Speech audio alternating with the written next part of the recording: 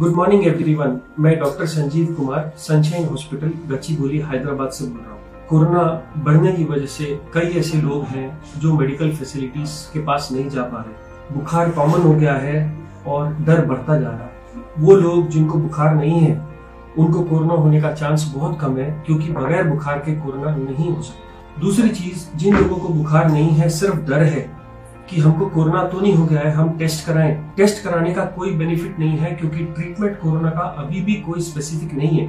सारा ट्रीटमेंट सिर्फ सिम्टोमेटिक आपकी प्रॉब्लम्स के हिसाब से ही किया जा रहा है। इसलिए कोरोना के टेस्ट के पीछे मत भागिए। जिन लोगों को डर है कि हम कोरोना पेशेंट के पास गए थे, हमको तो नहीं हो गया, अगर आपको फीवर नहीं आ रहा तो आपको कोरोना नहीं है।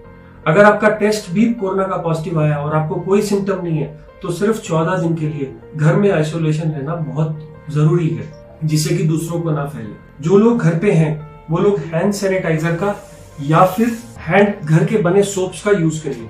कैसे यूज करना है, आपको सैनिटाइजर लेकर के इसको चारों तरफ रगड़ना है, इवन साबुन से भी ऐसे ही, जिससे कि कोई भी कॉर्नर ना बचे। अब ये आपका हैंड स्टेरलाइज है। अगर आप पेशेंट को छूना चाह रहे हैं तो या तो सैनिटाइजर नहीं तो ग्लव यूज करिए, और छूने के बाद या काम खत्म होने के बाद वो ग्लव उतार करके फेंक दीजिए। उस ग्लव को पहन करके आप बाहर मत जाइए, नहीं तो इन्फेक्शन बाहर आ जाएगा। अगर आप इन्फेक्टेड नहीं है तो सोशल डिस्टेंसिंग के टाइम या तो कपड़े का या N95 या सिंपल मास्क यूज करना इक्वली इफेक्टिव है। सिर्फ पेशेंट से 1 मीटर की दूरी बनाए रखिए। वो लोग जो इन्फेक्टेड नहीं है, अपनी इम्यूनिटी को बूस्ट करना चाहते हैं कि हमको इन्फेक्शन ना हो, या हो तो हम उससे बच जाएं, उसके लिए जो हमारे पास विटामिन सी की टैबलेट्स हैं, जो एक सुबह और एक शाम ले लेनी चाहिए। कुछ मल्टीविटामिन की गोलियां आती हैं, विकासूल या मल्टीविटामिन सुप्राडीन, कोई भी गोली एक जैसा ही काम करती है, दिन में एक लेना इनफ होता है। कैल्शियम या विटामिन D3 ने भी इफेक्ट दिखाया है, इसलिए ये भी दिन में एक बार लेनी है। विटामिन डी के 60K के कैप्सूल्स आते हैं, 3 दिन लेकर के बंद कर दीजिए। वो लोग जो बुजुर्ग लोग खाना नहीं खा पा रहे, भूख नहीं लग रही, उन लोगों के लिए ORS सोल्यूशन या घर का बना नींबू पानी इनफ होता है, जिसमें नमक और चीनी दोनों होनी चाहिए। यहाँ तक मैंने बात करी वो लोग जिनको कोई इन्फेक्शन नहीं है या फीवर नहीं आ रहा। मैंने फिर बताया, फीवर नहीं है तो कोरोना नहीं है, क्योंकि 97% को पहला सिम्टम ही फीवर आता है। अगर आपको फीवर आ रहा है तो थर्मामीटर से चेक करिए, पैनिक मत करिए। अगर फीवर आ रहा है तो आप पैरासिटामोल की बनी टैबलेट आपको आराम से मिल जाएगी 500 या 600 में। ये मॉर्निंग, आफ्टरनून और इवनिंग। पैरासिटामोल की गोली से शरीर के दर्द, कमजोरी, सिर का दर्द, गले का दर्द या फीवर दोनों उतर जाते हैं।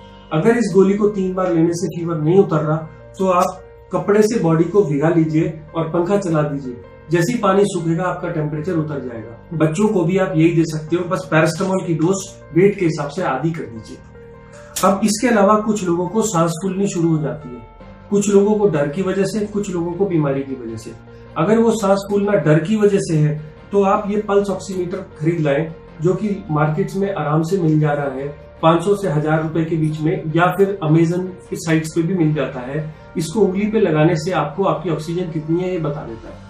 अगर आपकी ऑक्सीजन नॉर्मल लोगों की 90 से ऊपर रहनी चाहिए, अगर ये ऑक्सीजन 90 से ऊपर है तो ये जो भी आपको हो रहा है वो डर की वजह से है।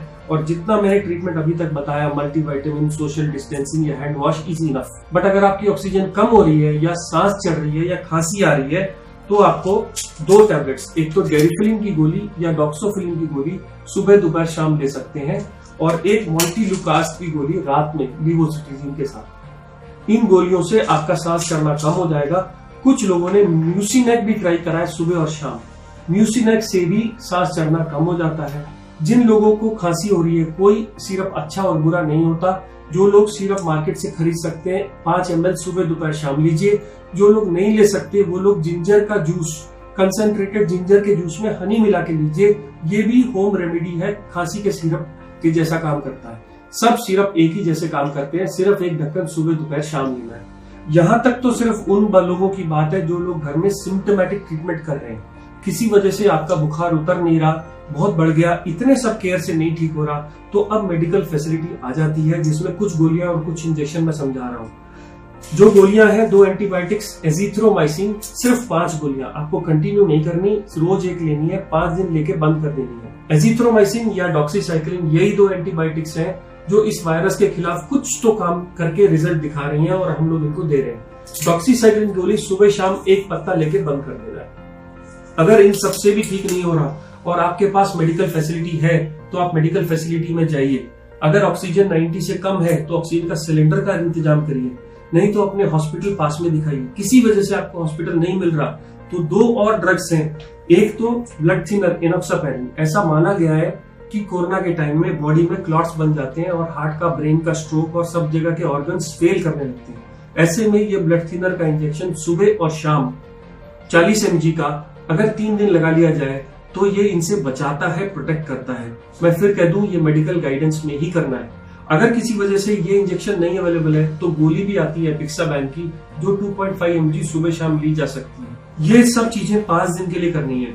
कुछ रिसर्च में स्टीरॉइड्स का रोल बताया गया है। ये 10 रुपए का स्टीरॉइड है डेक्सामेथासोन। अस्थमा के लोगों को दिया जाता है, इमरजेंसी एनाफिलैक्सिस में दिया जाता है। ये भी कोरोना में आजकल दिया जा रहा है। एक इंजेक्शन 4 mg का आता है। 4 से 8 mg का एक इंजेक्शन सुबह खाने के बाद लगा लीजिए। ये इंजेक्शन भी अंडर मेडिकल गाइडेंस आपको बहुत मदद करेगा 5 दिन के लिए। बट ये उन लोगों के लिए जो बहुत सिक हो गए हैं और किसी वजह से जो वेंटिलेटर पे जाना है, वेंटिलेटर पे जाने से बचने के लिए ये इंजेक्शन लगाए तो बच जाता है।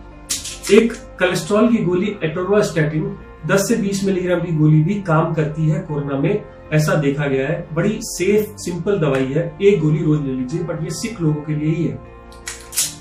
और लास्ट, पानी। जो लोग बिल्कुल नहीं खाना खा रहे उनको तो चढ़ा सकते हैं। अब ये देखा गया है कि ज्यादा आईवी फ्लूइड देने से पेशेंट की कंडीशन खराब हो रही है, इसलिए सिर्फ पानी के ऊपर मत जाइए, कोशिश करिए इसको अवॉइड करने का। तो मैं फिर वापस आऊंगा। हम लोग जो इन्फेक्टेड नहीं है वो सिर्फ हैंड सैनिटाइजर, डिस्टेंसिंग और मास्क का यूज करेंगे। जो लोग सिर्फ इम्यूनिटी कम है, ओल्ड एज है, वो ORS सोल्यूशन, कैल्शियम, विटामिन या विटामिन सी का यूज करेंगे। सब लोग घर में अगर हो सके तो पल्स ऑक्सीमीटर ला के रखिए, नहीं तो एटलीस्ट एक कम्युनिटी में एक पल्स ऑक्सीमीटर हो। ये सब लोगों के पास, सब लोगों का चेक कर सकता है। इसमें ब्लड की जरूरत नहीं होती, इसमें इन्फेक्शन होने का डर नहीं होता। सिर्फ आप उंगली अपनी साबुन से धो के यूज करिए जिससे दूसरे आदमी को इन्फेक्ट ना हो। इसके अलावा घर में पैरासिटामोल, डेरिफलिन, मोन्टिलुकास्ट, म्यूसिनेक टैबलेट्स और घर के बने कफ सिरप्स, नहीं तो मार्केट के बने कफ सिरप्स। अगर इससे भी ठीक नहीं होता तो 2 एंटीबायोटिक्स, एक है डॉक्सीसाइक्लिन और एक है एजिथ्रोमाइसिन। अगर इसके बाद हॉस्पिटल की जरूरत पड़े या हॉस्पिटल ना मिले तो एक इंजेक्शन एनोक्सापैरिन और एक इंजेक्शन डेकाड्रान। यही इस वक्त हमारे पास बेसिक केयर अवेलेबल है। मेक श्योर कि ये सबके पास इंफॉर्मेशन चली जाए। आप अपनी डिसीज की सीवियरिटी के हिसाब से इसमें से ड्रग्स लेंगे। लेफ्ट साइड से राइट साइड में सीवियरिटी बढ़ती चली जाएगी।